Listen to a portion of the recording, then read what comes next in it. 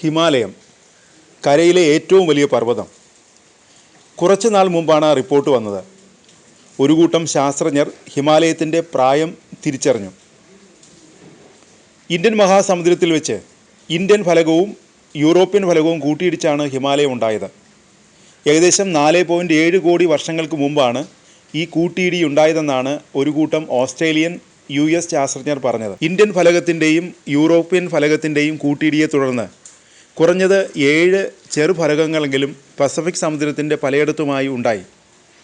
ഇതിലേറ്റവും പഴക്കമുള്ള ചെറുഫലകത്തെയാണ് ശാസ്ത്രസംഘം തിരിച്ചറിഞ്ഞത്. ഇതിൻ്റെ പ്രായം കണക്കാക്കുക വഴി ഹിമാലയത്തിൻ്റെ വയസ്സും അറിയാനായെന്നാണ് ഇവരുടെ അവകാശവാദം. സാറ്റലൈറ്റ് ചിത്രങ്ങളുടെ സഹായത്താലാണ് ശാസ്ത്രലോകം ഫലകങ്ങളെക്കുറിച്ച് പഠനം നടത്തിയത്. ഭൂമിയുടെ ചരിത്രത്തിൽ നടന്ന ഏറ്റവും ആഘാതമേറിയ കൂട്ടിയിടിയാണിതെന്നാണ് കണക്കാക്കുന്നത്. യൂറേഷ്യ ഇന്ത്യൻ ഫലകങ്ങളുടെ കൂട്ടിയിടിയുടെ ആദ്യഘട്ടത്തിൽ അന്റാർട്ടിക് ഫലകം തെറിച്ചുപോയി. ഈ കൂട്ടിയിടിയുടെ ഫലമായി അന്റാർട്ടിക് ഫലകത്തിൽ നിന്നും അടർന്ന ഭാഗമാണ് പിന്നീട് ഓസ്ട്രേലിയയായി ഇന്ത്യൻ മഹാസമുദ്രത്തിൽ ഒറ്റപ്പെട്ടു പോയത്. ഇന്ത്യൻ ഫലകത്തിൻ്റെ സഞ്ചാരം ഇപ്പോഴും തുടരുകയാണ്. ഇന്ത്യൻ ഫലകം വടക്ക് ദിശയിൽ നീങ്ങി യൂറേഷ്യൻ ഫലകത്തിന് അടിയിലേക്ക് കടക്കുന്നതിൻ്റെ ഫലമാണ് ഇപ്പോഴും മേഖലയിലുണ്ടാകുന്ന ഭൂചലനങ്ങൾ. ശാസ്ത്ര പ്രസിദ്ധീകരണമായ പ്ലാനറ്ററി സയൻസ് ലെറ്റേഴ്സിലാണ് ഹിമാലയത്തിൻ്റെ പ്രായം തെളിയിക്കുന്ന പഠനം പുറത്തു വന്നത്. ഭൂകമ്പ സാധ്യത ഏറ്റവും അധികമുള്ള ഈ മേഖലയിൽ 2 വലിയ ഭൂകമ്പത്തിന് സാധ്യതയുണ്ടെന്നാണ് ഏറ്റവും പുതിയ പഠനം പറയുന്നത്. 8.8 തീവ്രതയുള്ള ഭൂകമ്പങ്ങൾക്ക് സാധ്യതയുണ്ടെന്നാണ് പഠനം പറയുന്നത്. നാസ, കാൾടെക് ശാസ്ത്രജ്ഞരുമായി സഹകരിച്ച് അഹമ്മദാബാദ് സ്പേസ് ആപ്ലിക്കേഷൻ സെൻ്ററാണ് പഠനത്തിന് നേതൃത്വം നൽകിയത്.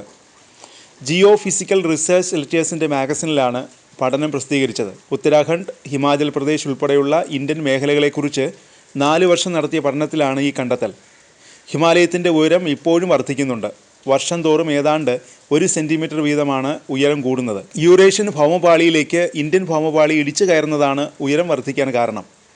ഹിമാലയത്തിൻ്റെ പ്രായക്കുറവും ഭൂകമ്പ സാധ്യത കൂട്ടുന്നുണ്ട്. നിരന്തരം മണ്ണിടിച്ചിലുണ്ടാകുന്ന മേഖല കൂടിയാണിത്.